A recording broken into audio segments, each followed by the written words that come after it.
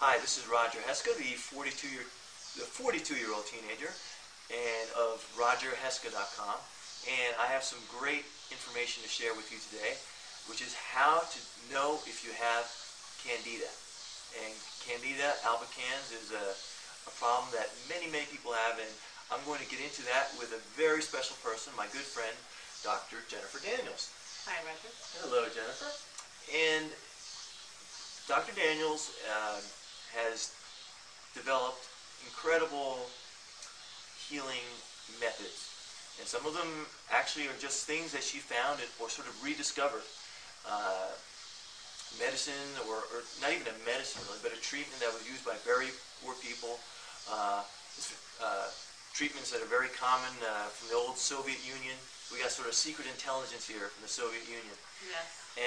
But what we want to talk about today in this video is how to determine if you have a Candida albicans overgrowth. And there's some very surprising and shocking ways, it's very simple ways for you to determine with a high rate of probability that you have Candida, even if you're not suffering some incredible symptoms from it. So I'm going to get into that with Dr. Daniels right now, so you want to take it away? Sure. Candida albicans is extremely common, and I think people need to understand that it's ubiquitous, it's everywhere, and the real deal is to figure out if Candida could be interfering with your life in ways that you're not aware of.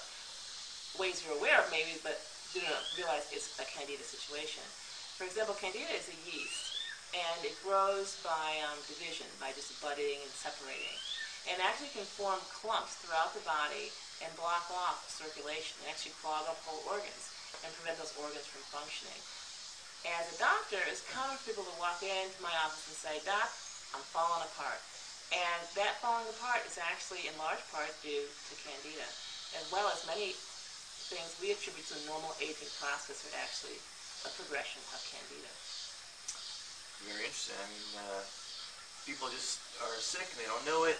And it used to be that the medical profession wouldn't even recognize Candida as a problem. It was just it didn't even exist. So now, when did they? I remember in a time in my life where it didn't exist.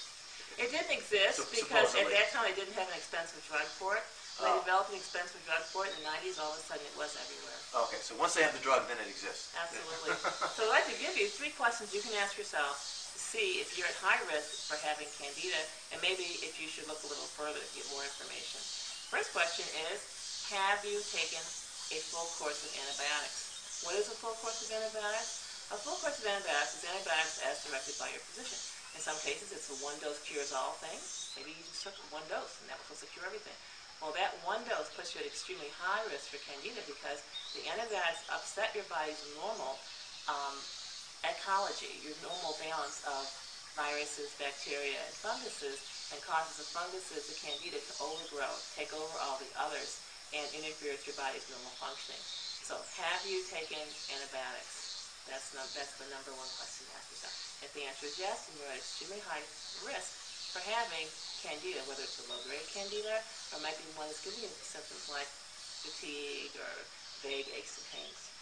And of course, the range of symptoms for Candida are incredible and many different, and some people are completely incapacitated. But there's another problem that Candida eventually leads to, a very huge problem. Maybe explain a little bit about that? Yes. Each time you take antibiotics and your body's bacterial flora are upset and the Candida take over and multiply, they create a very acidic condition. And this, over time, can lead to cancer. And they've done studies indicating that women who take 6 courses of antibiotics or more are at much higher risk of having breast cancer than women who have not had 6 courses of antibiotics. What was it? Was it a certain percentage? Or Yeah, I believe it was about 10-fold as much. So that pretty much gives you almost a certain chance of getting breast cancer. That's really an astounding statistic. And this was found by the general medical establishment itself. And we have a solution for that, don't we? Yes, we do. Okay, wonderful. And the third question to ask yourself. What was the second one? I'm sorry. The second question is, have you taken prednisone? Prednisone is a steroid that causes the immune system to weaken and, again, leads to Candida or yeast overgrowth. So if you've taken prednisone pills, if you've taken oral inhalers that have steroids in them, or if you've used topical creams or ointments that have prednisone in them. These all put you at increased risk of having a Candida type situation. So if you say yes to question number 2, have you taken prednisone, that puts you at a really high risk of having Candida. Okay. And the third question is diet related, and if you drink more than 2 glasses a day of soda pop or pasteurized fruit juice, if you eat cheeses, and cheeses actually are flavored with a fungus, and it's the fungus growing in the dairy product that causes that distinctive cheese flavor. Or the third thing is if you eat bread that has yeast in it, the yeast causes the bread to rise. They've actually done studies showing that the yeast vaginitis women get in their vaginal area is the exact same yeast that's used to cause bread to rise. So, if you eat any of these products on a daily basis, you're at extremely high risk for systemic candida.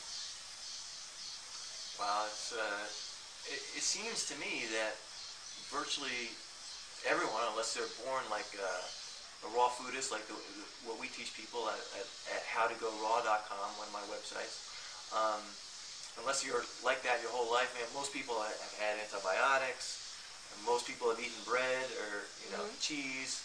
Although I hated cheese, and I never liked that flavor, so maybe I had something right about.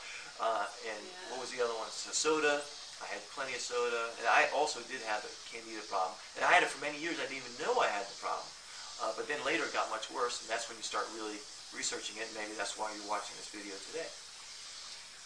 And so, many people who are not even aware that they have a Candida problem, but who just realize they're just not as energetic as they used to be, and they address their Candida, they find they have much more energy and actually feel a lot younger and regain a lot of function, even joy about living. Vim and vigor, right? Vim and vigor, yes. Get a little extra in their step. Yeah. Okay, so was there anything else we were going to cover in it?